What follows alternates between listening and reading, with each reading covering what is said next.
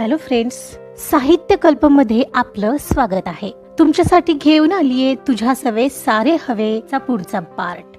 आधीचे पार्ट वाचून घेतले नसतील तर प्लीज ऐकून घ्या आणि माझ्या चॅनलला सबस्क्राईब सुद्धा करा. सुरुवात करूया.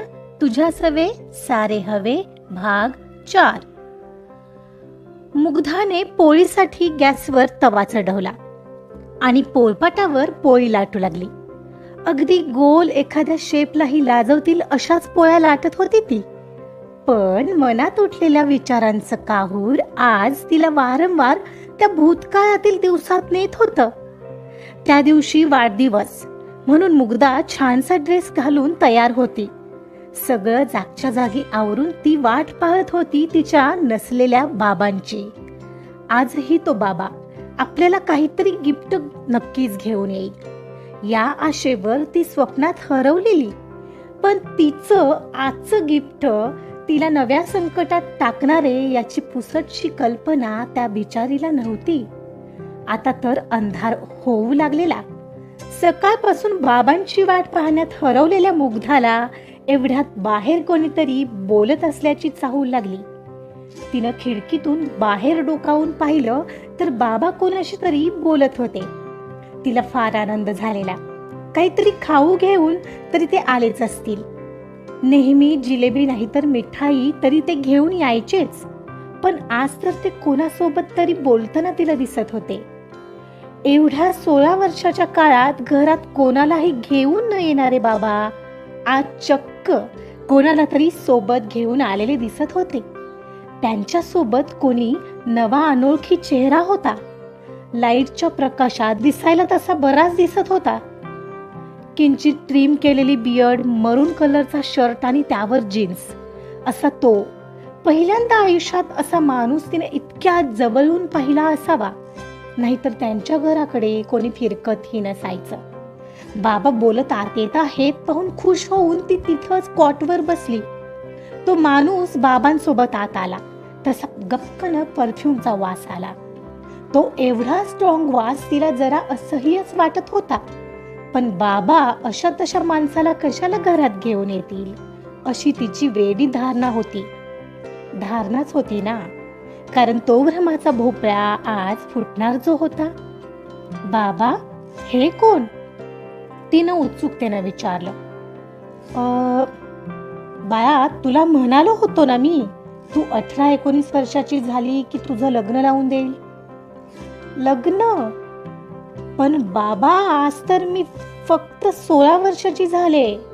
होय बाळा, आज तू 16 वर्षाची झालीस माहितीये मला. तुला वाढदिवसाच्या खूप खूप शुभेच्छा बेटा. ओ बाबा, खूप खूप थँक्स म्हणत ती त्यांना बिलगली. पण काय आहे मुग्धा, आता एवढी 18-19 वर्ष नाही वाट पाहावी लागणार तुला. ते तिला बाजूला करत म्हणाले. का? पण बाबा आम्हाला घाई नाहीये. तुला नाही पण मला तर आहे. मला नाही परवडत तुला सांभाळणं.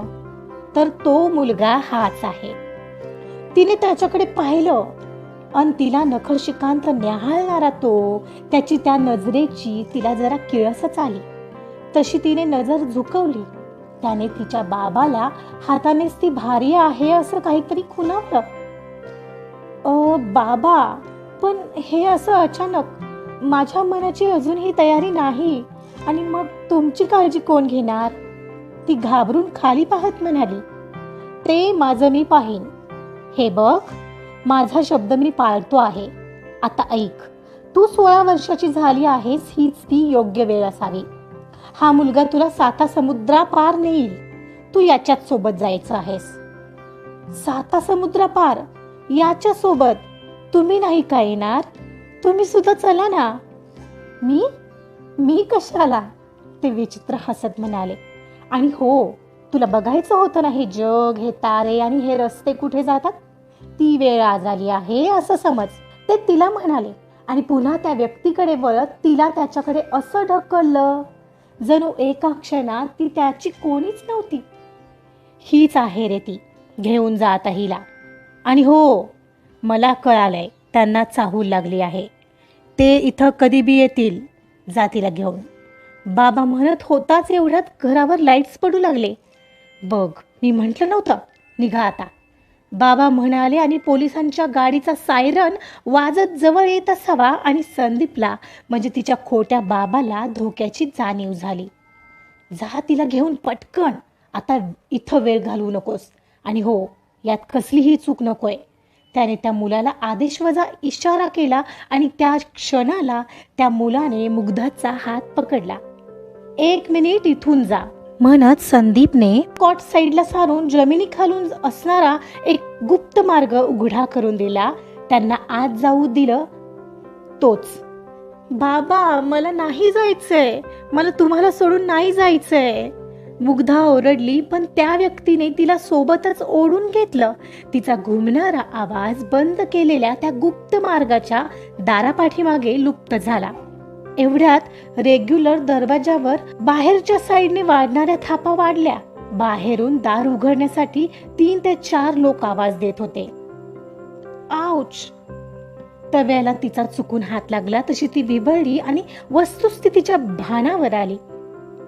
मुग्धा, बघू. अगं, भाजलं का? जरा हळू कर ग.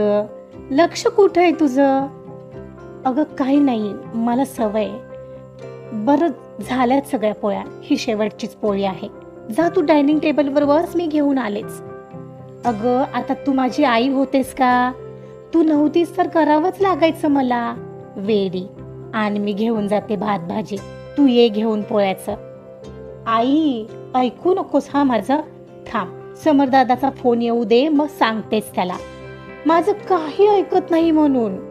ती शेवटची पोळी डब्यात टाकून बाहेर टेबलवर घेऊन आली. बरं बरं सांग. आई हसली. आईने तोवर वाढूनही घेतलं होतं. दोघी जेवायला बसल्या. आईने घाईने पहिला घास घेतला, कारण मुग्धाने पहिल्यांदा जेवण बनवलं होतं. खूप छान बनवलेस ग मुग्धा, चव आहे ग हाताला तुझ्या. थँक्यू आई, तुला आवडलं ना? आज मला खूप भारी वाटतंय. अशीच खुश राहा, आई तिच्या गालाला हात लावत म्हणाली. जेवण वगैरे झालं आणि मुग्धाने ताटं उचलून सिंक मध्ये ठेवली. आई, गोळी खायची ना? सांग ना कुठं असते. अगं, फ्रीजवर एक बॉक्स आहे, तिथं बघ. तिनं आवाज देत सांगितलं. तिनं गोळ्यांचा बॉक्स आणून आईला दिला. आई गोळ्या चेक करत होती, पण बहुतेक गोळी बॉक्समध्ये नव्हती. काय झालं आई? मुग्धाने विचारलं. अगं, गोळी नाहीये. ओ, बर, मी एक काम करते, मेडिकलमध्ये जाऊन घेऊन येते. मला सांग कोणती गोळी आणायची. अगं, पण आता कशाला? मीही विसरलेच ग. मागेच संपली होती. समरला सांगायला हवं होतं. आता यावेळी तू कशी बाहेर जाणार? 9:30 होत आलेत. त्यात आपलं घर आउटसाईडला पडतं. उगाच तू येईपर्यंत मला काळजी लागायची. राहू दे, तसंही मला आराम केला की बरं वाटेल. आई, अगं काही नाही होणार. आणि मी स्कूटी घेऊन जाणार आणि लगेच गोळी घेऊन येणार. 15 मिनिटं खूप झाले बघ मला. मी आलेच घेऊन. मुग्धा, राहू दे ना बाळ, ऐक माझं. आई, तू ऐक माझं. का समरदादाला फोन करू? चल चल, आलेच मी, तू बस. बरं बाई, तुम्ही मुलं ना ऐकणार नाही आईचं. मला उगाच काळजी लागेल मुग्धा, आई सांगत होती. पण मुग्धा स्कूटीची कीज घेऊन केव्हाच बाहेर पडली होती. मुग्धा 10 मिनिटात मेडिकलमध्ये पोहोचली. जातानाही तिला एक ठिकाणी निर्मनुष्य रस्ताच लागलेला, पण जाताना तिनं त्याकडे काही लक्षच दिलं नव्हतं. तिने मेडिकलमध्ये पोहोचताच हवी ती गोळी घेतली आणि लगेच स्कूटी घेऊन तिच्या घरी जायला निघाली. मुग्धाला मघाचा तो निर्मनुष्य रस्ता आता पुन्हा लागला आणि उगाचच मनात भीती चमकून गेली. ती तिची स्कूटी नीट घेतच होती, एवढ्यात समोर अचानक कोणीतरी येऊन तिचा रस्ता रोखला. त्यामुळे तिला स्कूटी थांबवावी लागली. वा वा, काय दिसते आहे, काय फिगर आहे. चल चल, उतर पटकन म्हणत स्कूटीचं चाक दोन्ही पायात अडवत तो मुलगा तिला थांबवण्याचा प्रयत्न करत होता. कोण आहात तुम्ही? मला का अडवताय? प्रथम दर्शनी घाबरतच तिने विचारलं. अरे, ही तर बोलते ही. काय बोलतोस? सांगू हिला कशाला अडवतोय ते. तो हसत तिच्या पाठीमागे कोणाकडे पाहत म्हणाला. तसं तिने मागं वळून पाहिलं तर केस आणि दाढी वाढवलेला एक उनाड मुलगा तोही तिच्या जवळ येत होता. ती मुलं चांगली वाटत नव्हती, पण एक सोडून दोन मुलं समोर आलेली पाहून ती घाबरली. तिचा घसा सुकतोय की काय असंच तिला क्षणभर झालं. तिला घाम फुटू लागलेला. दुबईतले काही क्षण आठवले, पण तेव्हा तिला धावायला भरपूर स्कोप होता, पण इथे हा तर निर्मनुष्य रस्ता होता. आवाज देऊनही कोणी मदतीस आलं असतं की नाही ते सांगणंही कठीण होतं. उतरतेस का? चल ग, चल आमच्यासोबत. समोरच्या मुलाने साईडला येत तिला जबरदस्तीने स्कूटीवरून उतरवलं. तिचे अक्षरशः हातपाय लटपटत होते. आता आपलं काही खरं नाही असंच तिला वाटू लागलेलं. एवढ्यात तिला समरदादाचे शब्द कानात आठवले. तुम्ही मुली घाबरता आणि तिथेच सगळं फसतं. शक्तीपेक्षा युक्ती कधीही श्रेष्ठ असते. उचल रे हिला. एक जण तिची स्कूटी बाजूला घेत एवढ्यात म्हणत होता. तसं तिनं समरदादाचे शिकवलेले ट्रिक्स आठवले. तो तिला उचलायला वाकणार एवढ्यात सर्व शक्ती एकवटून तिनं हाताचा कोपरा जोरजोरात त्या मुलाच्या पाठीत मारायला सुरुवात केली.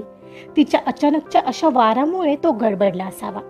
4-5 वेळा असं मारल्यानंतर त्याचे केस पकडून त्याचं डोकं जोरात गुडघ्यावर आपटलं आणि जोरात ढकलूनही दिलं. हे सगळं पाहून स्कूटी नेणारा पटकन स्कूटी सोडून तिच्याकडे आला आणि तिला पाठीमागून घट्ट पकडलं.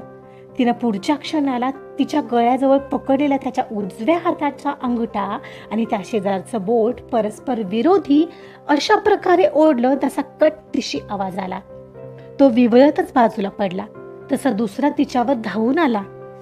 तिचा हात पकडू पाहणार तोच त्याच्या प्रायव्हेट पार्टवर तिनं इतकी जोराची लात मारली की बस. तसा तोही वेदनेनं विवळला. बाजूला पडलेले दगड वेड्यासारखे उचलून ती त्यांना मारू लागली आणि म्हणू लागली, आता जाल कोणाच्या वाटे? जाल, कराल हिम्मत? मी ना सोडणारच नाही आता तुम्हाला. तसे ते दोघंही घाबरून पळू लागले. तिनं मात्र क्षणाचाही विलंब न करता तिची स्कूटी उचलली आणि पटकन स्टार्ट केली आणि घराच्या दिशेने वेगाने घेतली. जाताना पळणाऱ्या एकाला जोरात धक्का देत खाली पाडलं आणि ती थांबली ती घरी येऊनच. घाबरलेल्या मुग्धाने आतमध्ये येत पटकन डोर लावलं आणि दरवाजालाच पाठ लावून उभारली आणि तेव्हा कुठं दाबून धरलेला श्वास मोकळा केला. पण पुढच्या क्षणाला तिला रडू कोसळलं. काय झालं? काय झालं मुग्धा? तू ठीक आहेस? धापा टाकणाऱ्या आणि प्रचंड घामाघूम झालेल्या मुग्धाला हात धुवून हॉलमध्ये येणाऱ्या आईनं पाहिलं. तशी धावतच ती जवळ आली आणि तिला जवळ घेत विचारलं, आई, मी मारलं त्यांना. मला त्रास देत होते, माझ्या वाटेला गेले ते. अगं कोण? तरी मी तुला म्हटलं होतं नको जाऊ रात्रीचं. आई म्हणत ती आईला घट्ट बिलगून रडू लागली. शांत हो बरं आता. मारलंस ना तू त्यांना, मग झालं तर. समरनं शिकवलेलं कामी आलं हे महत्वाचं. आता रडायचं नाही हा मुग्धा, असंच धीट व्हायचंय तुला. मी गेले नसते तर माहित नाही आई, या लोकांनी आणखी कोणाला तरी पकडलं असतंच की. आता दुसऱ्या कोणत्या मुलीच्या वाटे जायलाही घाबरायला हवेत हे नराधम. हो ग बाळ, मी ना आई असं सर्व मुलींना शिकवणार आहे, म्हणजे यांची दिवसेंदिवस वाढणारी हिंमत कमी होईल. हे बोलताना तिच्या डोळ्यात आता मात्र मगाची भीती नव्हती आणि उलट अंगार पेटले होते. हे पाहून आईलाही तिचं कौतुकच वाटलं. हो तू करशील, मला खात्री आहे. ये थोडी इथं बस. नाही मी ठीक आहे, ही तुझी गोळी घे म्हणत डोळे पुसत तिने पटकन टी शर्टच्या खिशातून गोळी काढून आईला दिली. आई तू जाऊन आराम कर, मी आलेच भांडी घासून. अगं भांडी झालीत बाळा. का केलंस तू आई? मी केलं असतं ग. तुला बरं नाही ना? मी ना समरदादाला तुझी कंप्लेंट करणार आहे, तू माझं काहीच ऐकत नाहीस म्हणून. बरं असू दे ग, चल झोपू दोघीही सोबत. बरं मी पाणी घेऊन येते म्हणत मुग्धा लगेचच पाणी घ्यायला किचनमध्ये गेली. पाणी घेऊन येताच दोघीही बेडवर आडव्या झाल्या. काही वेळ आई गप्पा मारत होती, पण एक क्षणाला तिला गोळ्यामुळे लगेच झोप लागून गेली. मुग्धाला मात्र आज झोपच येत नव्हती. राहून राहून मगाशी घडलेलं तिला आठवत होतं. त्या दिवशी मला हे सगळं येत असतं तर मी दुबईला कधीच गेले नसते. तिला आत्ताही त्या दिवशी घडलेलं जसंच्या तसं आठवू लागलेलं, जणू सगळं आत्ताच घडलं असावं. आजचा पार्ट इथंच संपलाय. बघूया पुढच्या पार्टमध्ये मुग्धा दुबईला कशी पोहोचली.